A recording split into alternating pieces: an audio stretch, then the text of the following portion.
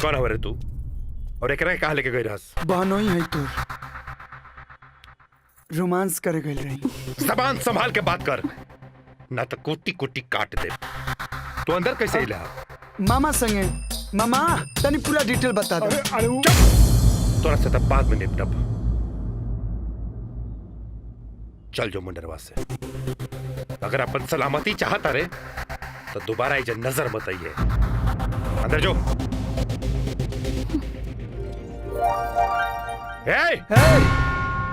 गर्मी संभाल के रख। कलावा तनी तोरा बहन से बिया है, हिम्मत होई ना तो रोक लिए।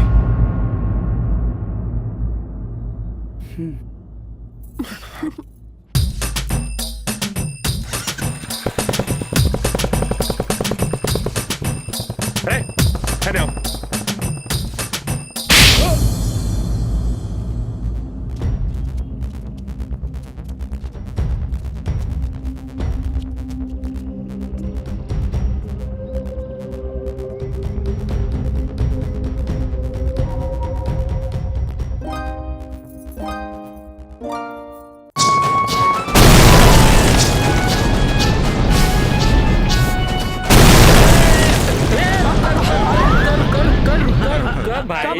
ए भैया, स्वागत के तो जबरदस्त तैयारी के लिए बाड़ा। हाँ भैया, ई लोग तो बड़का बड़का पटाखा छोड़ता। ये तो भी बहुत कम बा। हाँ? अंदर चल, भोज के भी बहुत जबरदस्त तैयारी हुई। अरे गोली द फ्राई, लाद दो प्याजा और गुस्सा बादशाही चली ना। कहाँ मजा आई।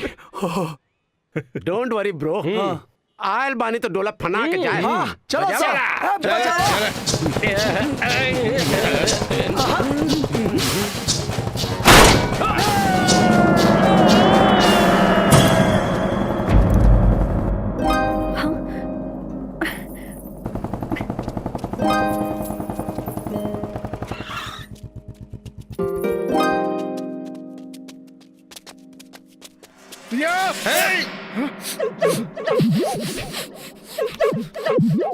ए भाई, चिलम्बा का भाई, गांजा बका। हाँ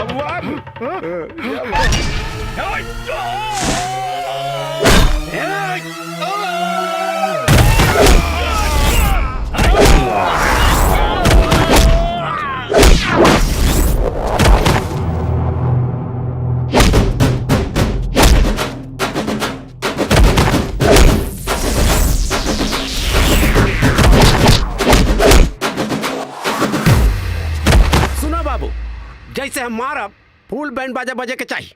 बजावा।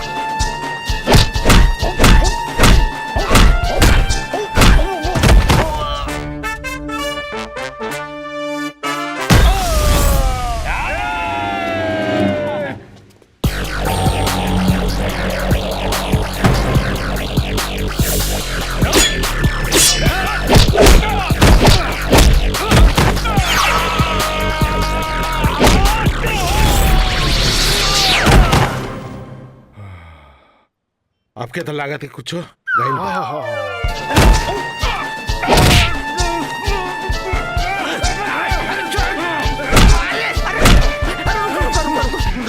रुका आराम से। अरे हम कहले रहनी कि जब हम मारब तब बैंड बजेगा। अभी तक मार खाते नहीं, काहे बैंड बजावा तारा? हैं? अब बजेगा।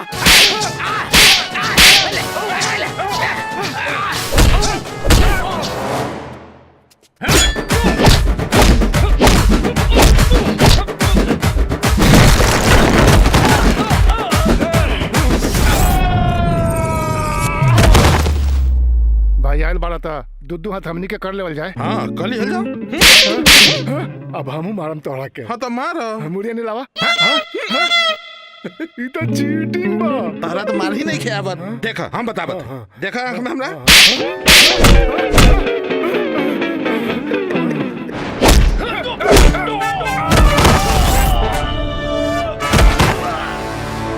हैं? एक मिनट। अरे रुका देख तने तारा पेंदी पे बम। Hey, don't touch me. I am Chief Security Guard of Anand Security Agency. हेले हाँ पत्थर मारता पत्थर हमके खाइला लगा खा बम बा। पत्थर पहले हमरा मार। ना ना पहले हमरा अरे कंफर्म करके करा के मारे के बाद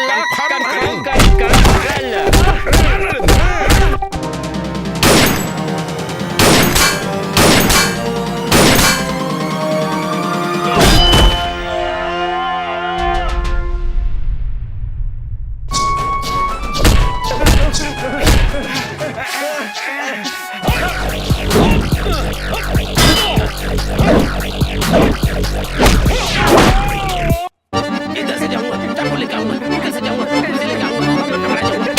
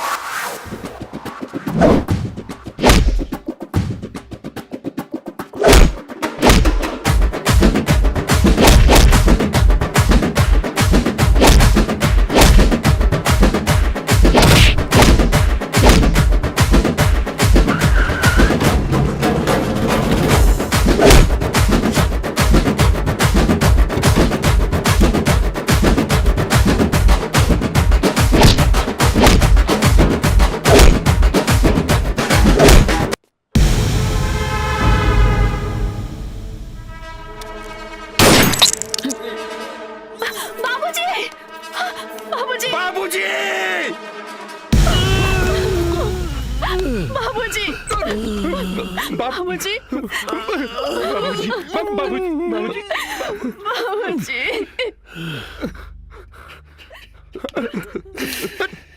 दुनिया में जब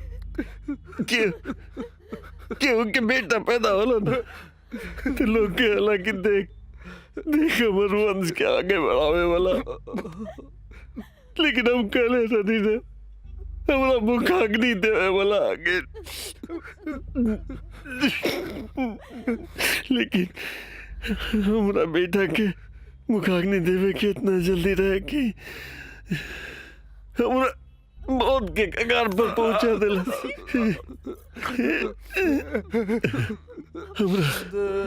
हमरा मालूम रहे इतना कि हमर सीना पर गोली लगला से हमर बेटा सही रास्ता पे आ जाए तो वो खुद एक रंग की बंदूक दे देले रहती और कहती कि मार गोली हमरा सीना पर, लेकिन गलत संगत सब छोड़ दे।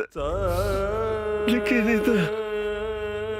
ये तो हमरा एक चिचरा के हाथे गोली मरवा देलस। आज राजा काशीनाथ एक सड़क चाप आदमी के हाथों मरे जा रहा। बहुत बड़ गलती हो गई बाबूजी, हमरा को माफ करती बाबूजी। मतलब अपना को गोली मार ले बाबू। बेटा हम पितरी अंता के कलंक लगे रखे जिससे बाबूजी। तू अपना आप पे अपराध बोध मत ले बेटा, मत ले। हम तो खुद ही सजा के हकदार बनी। तेरा मालूम नहीं कि हम बहुत बड़का पाप कैले बानी। सबसे बड़का पाप तो ही कैले बानी कि एक बाप होकर के बेटा और बेटी में अंतर महसूस कैले। हम भगवान के दियाली सजा से खुश बानी। तो दोनों भाई बहन भी खुश रहिए।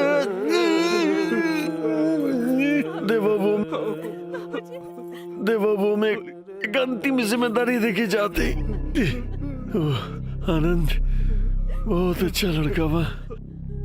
हमरा बेटी के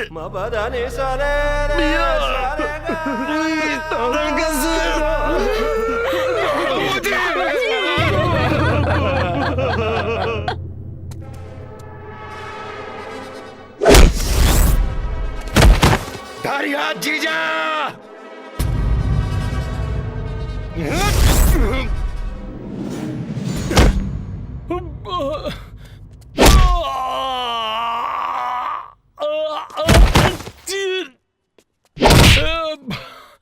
तुम बाबूजी की गोली कैसे मार ले रहा है?